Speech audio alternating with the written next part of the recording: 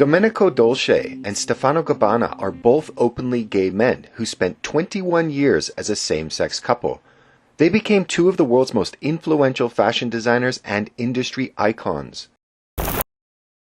And they became the focus of Elton John, another gay man's blind rage, because they've been very vocal about their objection to same-sex marriage, and when discussing their views with Italian magazine Panorama, said they opposed conceiving children via IVF. Having a difference of opinion with Dolce traumatized John, and he threw a media-driven temper tantrum attempting to morally shame Dolce as a bigot, a homophobe, and a hater of children, and demanding and ultimately receiving a forced apology. In the UK, the National Union of Students LGBT campaign has passed a motion calling for the abolition of representatives for gay men because they don't face oppression in the LGBT community. At the conference, delegates blamed white, cisgender gay men for oppressing other sections of the gay community, saying that misogyny, transphobia, racism, and biphobia were often present at LGBT societies, and that this was unfortunately more likely to occur when the society was dominated by white, cis gay males. J.K. Rowling, the celebrated author and staunch progressive, has been called a racist and accused of culturally appropriating Native American culture for her new work, History of Magic in North America. How did we get to this point where the personage of a gay man is called a homophobe when they express views on matters that pertain to the gay community? And how did we get to the point where a gay man can have their victim status rescinded by others because they're not oppressed enough? How does a well-meaning progressive children's author get publicly flayed as a bigot and racist and a cultural appropriator for setting her new online series in pre-Columbus North America? And actually, this is the point of the video. How has this seemingly new culture of victimhood and self-righteous pity party that we're witnessing throughout the West been brought about? And what does it mean? And what are the implications for a society whose moral culture is increasingly being defined by victimhood and projected oppression?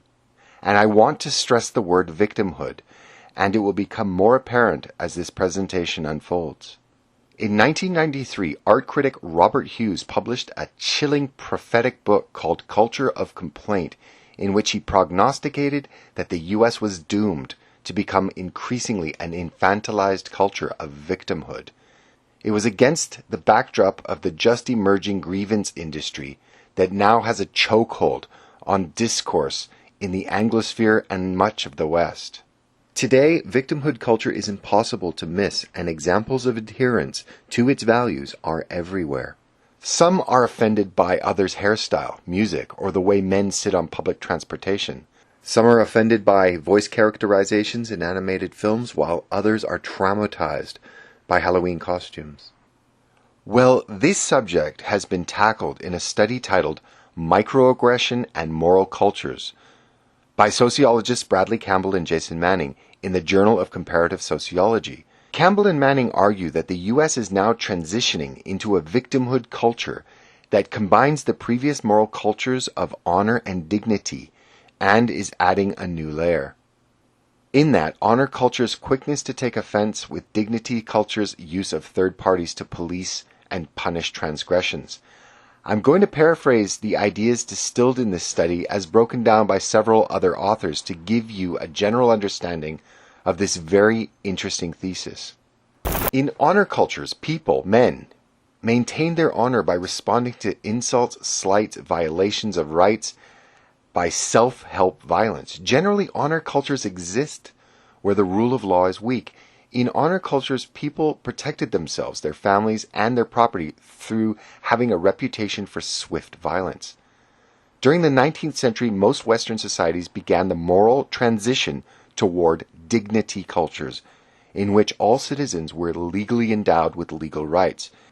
In such societies, persons' property and rights are defended by recourse to third parties, usually courts, police, and so forth, that, if necessary, wield violence on their behalf. Dignity cultures practice tolerance and are much more peaceful than honor cultures. Campbell and Manning describe how the culture of victimhood, in which people are encouraged to respond to even the slightest unintentional offense, as in honor culture, but they must appeal for help to powerful others, including employers or administrative bodies, to whom they must make the case that they've been victimized. And this gives rise to an intense effort to identify oneself as a fragile and aggrieved victim. Critics of the culture of victimhood are often attacked as abusers themselves, perpetuating a culture of harm and assault.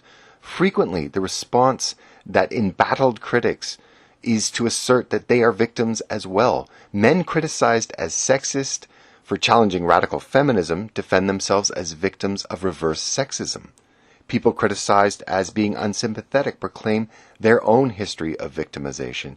In courts, during sentencing, it's common, even de rigueur, for felons to proclaim that their history of victimization contributed to their harmful illegal actions. In our culture of victimhood, victims can be excused for victimizing others, taking away the rights, freedoms, and autonomy of others in service of their own victimization. This new moral culture even comes complete with its own vocabulary. Noun or ism plus privilege can't have a new moral culture without isms, trigger warning, microaggressions, safe spaces, and the usual buzzwords: hateful, binary, intersectional, speak truth to power, solidarity, progressive, oppression, social justice, fascist, ableism, identity group plus community, journey, and others I can't really remember at the moment. When victims publicize microaggressions, they call attention to what they see as the deviant behavior of others. In doing so, they also call attention to their own victimization. Indeed, many ways of attracting the attention and sympathy of third parties emphasize or exacerbate the low status of the aggrieved. People portray themselves as oppressed by the powerful, as damaged, disadvantaged, and needy. What many find shocking about the culture of victimhood is that it involves rejecting previously conventional moral injunctions to ignore insults, recognize the good intentions of those who accidentally give offense, and be charitable and civil toward those whom we disagree with. They instead illustrate a high sensitivity to slight, such that verbal offenses or even disagreements merit a serious response. So who cares if we're becoming a culture of victimhood? Everyone should, as this mentality is not only self-destructive, it's totally polarizing. This kind of mentality makes it ever more difficult to resolve disputes, both social and political, as it removes the necessary give and take, as well as being able to agree to disagree, and turns every difference into a battle between good, us, and evil, them. Consider a 2014 study in the Proceedings of the National Academy of Sciences, which examined why opposing groups, including Democrats and Republicans, found compromise so difficult. The researchers concluded that there was widespread political motive attribution asymmetry, in which both sides attributed their own group's aggressive behavior to love, but the opposite sides to hatred. Today, millions of Americans believe that their side is basically benevolent, while the other side is evil. Victimhood culture also sees their perceived oppressors as evil, thus generally seeking to restrict expression in order to protect the sensibilities of its advocates. Victimhood claims the right to say who is and who is not allowed to speak. Anyone who voices opposition is a bigot. All speech not agreed with is hate speech. Questions or comments such as, "Where are you from? You speak English very well. You are so interesting looking. I don't see race, I see a person." All of these are standard examples of microaggressions, and even if no ill intent is meant, are cause for the oversensitive to be slighted and with malice and rage respond in a furious and emotional manner. And if you want to get an idea of the ludicrous nature of microaggressions, head on over to MTV and watch the asinine Francesca Ramsey and her show Decoded, which is basically a show explaining why all others for all time have been and will be victims of whites. Scan the internet and you're bound to see racial pride hashtags and movements. But there's still one pride movement that's considered a serious faux pas. Can you guess which one? Whiteness. Whiteness is being white. It's racism. Racism. Whiteness. Racially insensitive about cultural appropriation, doing the intersection. Where he's racist? It's in an oppressive culture problem with cultural appropriation. We're all racist with white supremacy. White marginalized people by a white system and oppressed them. Really, really white. And funnily enough, legend has it that MTV used to play music videos. Of course, there have been criticisms of the study by those that were triggered, ironically, by the title and felt oppressed by its content, and you can also find links to that rebuttal in the description. Either way, you can see this happening everywhere, and as I've said, it's a race to the bottom, and a fight on who can and cannot be a victim. And be aware, just because you're not a white, cisgender, heterosexual male doesn't mean you're safe from this new moral totalitarianism. Should prevailing victimhood winds change? For example, are blacks really a victim class if they have language privilege? Are Asians really a victim if they have intact family privilege? Are Native Americans really a victim if they have financial privilege in the way of banned casinos? Are gay men really victim if they are cisgendered? Can white women really be raped by non-white men, as rape is an expression of power plus privilege, and white women have both? I actually did see this mockingly float around the internet a while back, and sadly enough, I've kept running into example after example of white women in real life who utterly believe this and sympathize with their rapists because they lack white privilege, and in some cases were hesitant to involve the authorities. And whites being supportive of their rapists of color is not confined to women. This is Karsten Nordal Hauken, a heterosexual man who was raped by a Somali asylum seeker and participated in a new documentary titled I Unto Me. After he was raped, he wrote that, "For me, it resulted in years of depression, abuse, loneliness, and isolation." However, with the new culture of victimhood, he felt even more guilt that the Somali asylum seeker that sodomized him was deported from Norway. This new shift in moral culture is toxic to all peoples, regardless of gender, orientation, color, or creed. This new paradigm also uses what George Carlin called soft language, or the newspeak that's being formed around the culture of victimhood. Microaggression basically equates to easily offended people. Safe spaces is segregation by another name. Trigger warnings equals censorship. Privilege equals moral demerits within the new moral construct. And white privilege, the neutron bomb or ultimate kryptonite within the new moral framework. And if you're white, it pretty much means you have no right to an opinion or to express one. Black people being killed by police. Okay. What has Trump said about that? What about white people being killed by police? Fuck off! Black people! That's not racist, though. No. Fuck off if a white guy's killed by a policeman. Only a black life matters. We already know that white people, that's not a fucking issue compared to the black people that are gunned down every single day by police. Gunned down every single day by...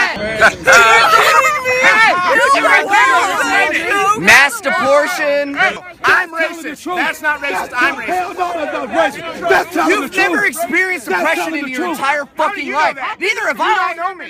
You're fucking a white male. So? You're a white man. White people don't know what it's like to be poor. That's right. Bullshit. That's what Bernie Sanders said. Reverse first, fucking old ass piece of shit. You're fucking old. Old. Just a postscript to this video with Aid Skrillex and Carl the Cuck and their steadfast belief that the killing of whites is not an issue. Just to be clear, 494 whites were killed by law enforcement in 2015. Basically half of the total of 990, as opposed to 258 blacks killed. But the culture of victimhood, as any reasonable person knows, is not about reality.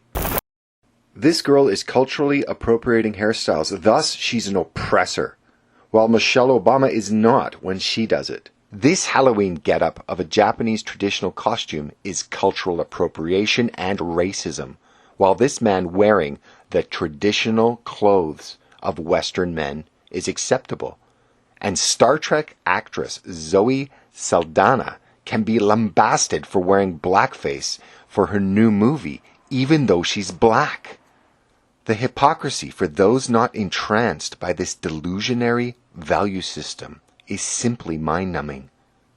While I'm not sure if I'm going to agree with the authors that there is a fundamental shift taking place within the fabric of moral culture, I do, however, believe the creation of extreme identity politics and a culture of victimhood at the same time as seismic demographic changes are rumbling through the West does not bode well for the stability of our societies. And the hatred for whites spewed across university campuses, the media, and on the tips of tongues of so many in the veiled soft language of white privilege is reaching 1994 Hutu on Tutsi radio broadcast levels.